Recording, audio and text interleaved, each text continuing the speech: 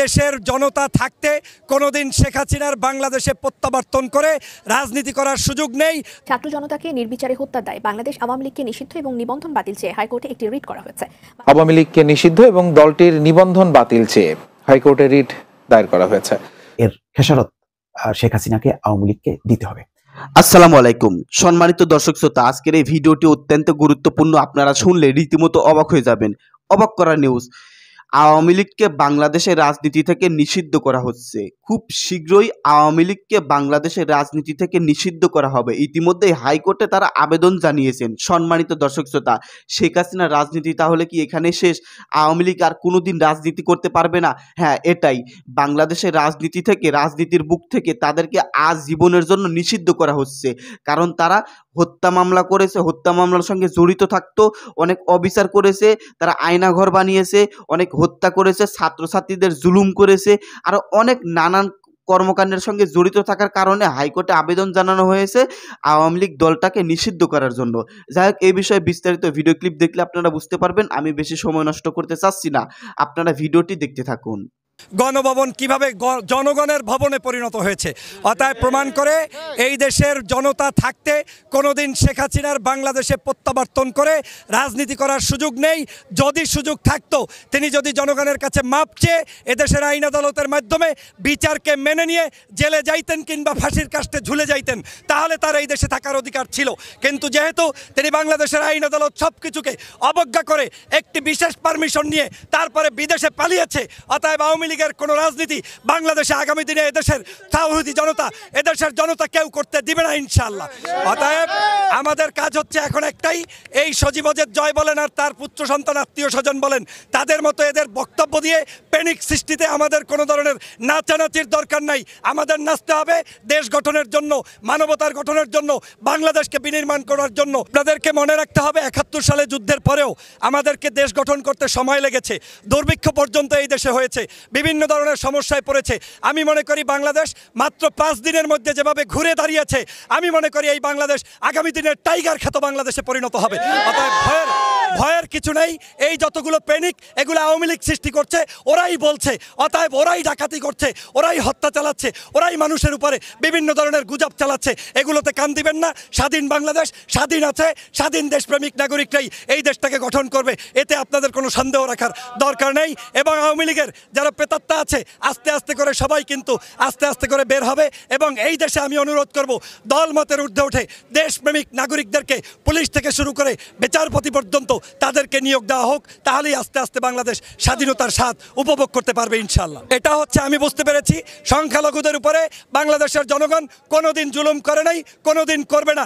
এদেশের একটি সৌহার্দ্যপূর্ণ রাষ্ট্র, যেখানের মুসলমানরা, যেখানের আলেমরা, যেখানের হুজুররা, যেখানের মাদ্রাসা শিক্ষার্থীরা, স্কুল কলেজের সাধারণ শিক্ষার্থীরা মূর্তি পাহারা দেয়, এরকম একটি আদর্শ রাষ্ট্র পৃথিবীতে আর কোথাও নাই। অতএব বাংলাদেশে এই সকল হচ্ছে গুজব, যেগুলো 2000 আপনার আওয়ামী লীগ ক্ষমতায় থাকতে যেখানে মূর্তি ভাঙা হয়েছে, ওই ছবিগুলোকে ফেসবুকে এডিট করে পোস্ট করা হচ্ছে। আমি মনে করি বাংলাদেশের কোথাও কোনো জায়গায় মন্দির, মসজিদ, গির্জা কোথাও হামলা হবে না। সবাই মিলে এগুলো রক্ষা করব। আসসালামু আলাইকুম। ছাত্র জনতাকে নির্বিচারে হত্যার দায়ে আওয়ামী লীগ নিষিদ্ধ এবং তাদের নিবন্ধন বাতিল চেয়ে হাইকোর্টে রিট করা হয়েছে। দর্শক, আপনাদেরকে আগেই বলেছিলাম যে এই যে অভ্যুত্থান, ছাত্র জনতার অভ্যুত্থান এবং তার ফলে আওয়ামী লীগের যে পতন, শেখ হাসিনার পতন, সব মিলিয়ে এটি কিন্তু একটা গণহত্যার শামিল এবং এর খেসারত শেখ হাসিনাকে আওয়ামী লীগকে দিতে হবে। এবং ঠিকই তাই, আজকে যেই কারণে জামাত শিবিরের নিবন্ধন বাতিল করা হয়েছিল, তাদেরকে নিষিদ্ধ করা হয়েছিল, ঠিক সেই ঘটনা এবং একেবারে জ্বলন্ত ঘটনা, যেটা সারা বাংলাদেশের মানুষ এখন সাক্ষী, যে গণহত্যা সংঘটিত হয়েছে। ইতিমধ্যে জাতিসংঘ সহ অন্যান্য আন্তর্জাতিক সংস্থা পর্যন্ত স্বীকার করেছে 650-এর উপরে হত্যা হয়েছে। এটা হলো প্রাথমিক রিপোর্ট এবং প্রতিদিনই কিন্তু মারা যাচ্ছে। ফলে অনেকেই শঙ্কা করছেন যে এই মৃত্যু 1000 ছাড়িয়ে যাবে। ফলে এটা এক ধরনের গণহত্যা এবং বাংলাদেশের আগে স্বাধীনতা যুদ্ধের প্রসঙ্গটা বাদ দিলে বাংলাদেশের আগের পর্বে পাকিস্তান আমলে এবং বাংলাদেশ আমলে এত বড় গণহত্যা কখনো সংঘটিত হয়নি, যেটা প্রফেসর ইউনুস কূটনীতিকদের বলেছেন যে পৃথিবীর ইতিহাসে এক আন্দোলনে এত ছাত্রের আত্মহত্যির ইতিহাস পাওয়া যায় না। সত্যি তাই। এবং তার দায় কিন্তু এখন বহন করতে হচ্ছে আওয়ামী লীগকে এবং তাদের দল আওয়ামী লীগ নাম হিসাবে তার নিষিদ্ধ হচ্ছে দল হিসেবে নিষিদ্ধ হচ্ছে এবং তাদের যে নিবন্ধন, নির্বাচন কমিশনে যে নির্বাচন করার যে নিবন্ধন, সেই নিবন্ধন বাতিল চেয়ে এখন রিট করা হচ্ছে। দর্শক, এই যে আইনি মোকাবেলায় আইনের প্রসঙ্গটা যাই হোক না কেন, সেটা মানে আদালতের উপরেই আমরা না হয় ছেড়ে দিলাম, কিন্তু বাস্তবতাটা কি? বাস্তবতা, এই গণহত্যার দায় দায়িত্ব কি অস্বীকার করতে পারবে আওয়ামী লীগ? বলতে পারবে যে না, এটা তারা দায়ী না, এটা বিএনপি জামাত দায়ী? কোনোভাবেই পারবে না। শেখ হাসিনা নিজে কিভাবে নির্দেশ দিয়েছেন এবং শেষ মুহূর্ত পর্যন্ত সে সেনাবাহিনীর প্রধানের সঙ্গে অনেক মুলামুলি যে করেছেন, সেটাও গণমাধ্যমে এসছে, যে শেষ মুহূর্ত পর্যন্ত সোমবার সকালে তিনি গণভবন ছাড়ার আগ মুহূর্ত পর্যন্ত অপেক্ষায় ছিলেন যে সেনাবাহিনী বড় ধরনের একটি ডিজাস্টার করবে এই আন্দোলন মোকাবেলার ক্ষেত্রে এবং কঠিন হাতে এটি মোকাবেলা করা হবে। এবং এই ব্যাপারে আজকে প্রকাশ পেয়েছে যে 19 তারিখে যে 14 দলীয় জোটের মিটিং ছিল, সেই মিটিংয়েই সিদ্ধান্ত হয় সেনা মোতায়েন এবং সান্ধ্য আইন জারি করা। তার মানে হার্ড লাইনে যেতে যেতে শেষ পর্যন্ত রক্ষা যে সেনাবাহিনী গুলি চালায়নি বা কামান দিয়ে কোনো গোলাবর্ষণ করেনি, যদি তাই হতো আন্দোলন দমনের জন্য, তাহলে বাংলাদেশের ইতিহাসের নজিরবিহীন একটি হত্যাকাণ্ড সংঘটিত হতো। কিন্তু যে পর্যন্ত, তার আগ পর্যন্ত যে ঘটনা ঘটেছে, তার ফলে এত হতাহত, এই মৃত্যুর ভারী বহন করা সম্ভব হচ্ছে না এবং এটাকে এখন সারা বিশ্বে মানুষ এটা গণহত্যা হিসেবেই আখ্যায়িত করছে। বাংলাদেশের প্রতিটাই দল, সংগঠন সবাই এক বাক্যে স্বীকার করছে যে এটি একটি গণহত্যা এবং এই গণহত্যার দায়ে অলরেডি বিচারের কাজ শুরু হয়েছে। আন্তর্জাতিক অপরাধ ট্রাইব্যুনালের কার্যক্রম শুরু হয়েছে। শেখ হাসিনা সহ 10 জনকে প্রাথমিকভাবে তাদের বিরুদ্ধে এই অভিযোগ আনা হচ্ছে এবং প্রতিদিনই ইতিমধ্যে প্রায় 10-12টা মামলা হয়েছে ঢাকা এবং ঢাকার বাইরে শেখ হাসিনার বিরুদ্ধে এই গণহত্যার দায়ে, এবং বিভিন্ন ব্যক্তির স্বজনরা, বাবা মা, তারা মামলা করছেন একটার পর একটা। আবু সাইদের পরিবার মামলা করেছে এবং বিভিন্ন সারা দেশে কিন্তু মামলা হচ্ছে। তো এত মামলা এবং আন্তর্জাতিক অপরাধ ট্রাইব্যুনাল গঠন করা, তার তদন্ত শুরু হওয়া এবং চলতি সপ্তাহে জানা গেছে যে সপ্তাহখানেকের মধ্যে জাতিসংঘের তদন্ত দল আসবে, তারাও কার্যক্রম শুরু হবে।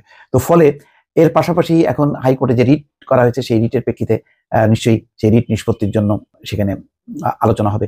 সেই আলোচনায় কারোর মনে কি কোনো সন্দেহ আছে যে এটি গণহত্যা বলবে না এমন কোনো প্রমাণ আছে?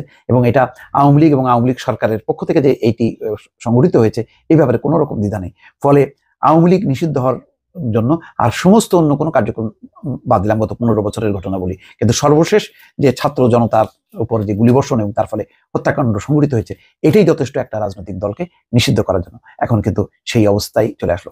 শেখ হাসিনা এমন একটি শাসন ব্যবস্থা উপহার দিল যে এই শাসন ব্যবস্থায় শুধুমাত্র আওয়ামী লীগ এবং তিনি আজীবন ক্ষমতায় থাকবে, আর কোনো শক্তি ক্ষমতায় আসতে পারবে না।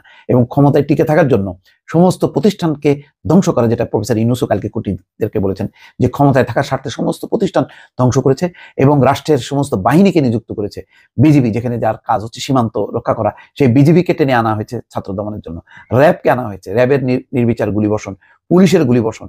বাকি ছিল সেনাবাহিনী। সেনাবাহিনী কেবলমাত্র মানে ব্যাকফায়ার করে, অর্থাৎ তারা পিছু টান দেয় যে না, এই হত্যাকাণ্ডের মধ্যে সেনাবাহিনীর কোনো কাজ না, তারা আইন শৃঙ্খলা রক্ষা করার ব্যাপারে সহায়তা করবে এবং সেই সহায়তার কাজটা কিন্তু তারা করে যাচ্ছে। কিন্তু তারা কখনোই ছাত্র জনতার উপরে গুলি করবে না। খেয়াল করেছেন গোপালগঞ্জের মতন জায়গায়, যেখানে তাদের সেনা বাহিনীর তাদের গাড়ি পুড়িয়ে দেওয়া হলো আর একটা ভাঙচুর করা হলো, 7 জনকে আহত করা হলো, ক্ষতবিক্ষত করা হলো, তারপরেও কিন্তু সেনাবাহিনী সেখানে গুলি চালায়নি।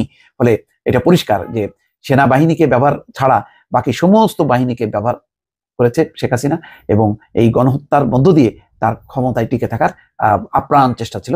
কিন্তু শেষ পর্যন্ত ছাত্রদের অভ্যুত্থান, সেনাবাহিনী নিশ্চুপ হয়ে যাওয়া আর অন্যান্য বাহিনী শেষ পর্যন্ত টিকতে না পেরে, মানে ছাত্র জনতার বিক্ষোভের মুখে, আন্দোলনের মুখে, তার ফলে সরকারের পতন হয়। এখন পতন পরবর্তী এই সরকার যে মূল কাজগুলো রাজনৈতিক দলগুলো দাবি করছে যে এই হত্যাকাণ্ডের বিচার করতে হবে এবং যারা দায়ী তাদেরকে চিহ্নিত করতে হবে। এখন সেই পর্যায়ে কিন্তু চলে আসছে যে আওয়ামী লীগ এক দলগতভাবে তার এই বৈধতা আছে কিনা আর রাজনীতি করার, মানে স্বাভাবিকভাবেই সবাই বলবে যে না, কোনো বৈধতা নেই। যারা গণহত্যার সঙ্গে জড়িত সেই দলের রাজনীতি করার কোনো অধিকার নেই। আজকে কিন্তু সেই পরিস্থিতির মধ্যে পড়েছে এবং তার নিবন্ধনও বাতিল হবে। এই ব্যাপারে কোনো রকম আমার কোনো সন্দেহ নেই, যদি অন্য কোনো মানে ঘটনা না ঘটে।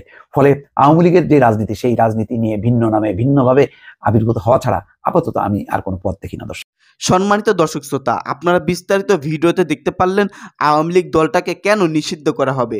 তার কারণ অনেক অনেক সম্মানিত দর্শক শ্রোতা, বিগত 17 বৎসরে আওয়ামী লীগ যেসব কর্মকাণ্ডের সঙ্গে জড়িত রয়েছিল, এর মানে একটাই শাস্তি, আওয়ামী লীগ দলটাকেই বাংলাদেশের রাজনীতি থেকে নিষিদ্ধ করা। এমনই আপনারা ভিডিও দেখতে পারলেন। যাই হোক, এই সম্পর্কে আপনাদের ব্যক্তিগত মতামত থাকলে ভিডিওর কমেন্ট বক্সে অবশ্যই জানিয়ে দিবেন। আর ভিডিও শেষ করার আগে ছোট্ট একটি রিকোয়েস্ট, এই চ্যানেলটাকে যদি এখনও সাবস্ক্রাইব করে না থাকেন, অবশ্যই অনুরোধ করতেছি চ্যানেলটাকে সাবস্ক্রাইব করবেন। ধন্যবাদ, সকলে ভালো থাকবেন। আল্লাহ হাফেজ।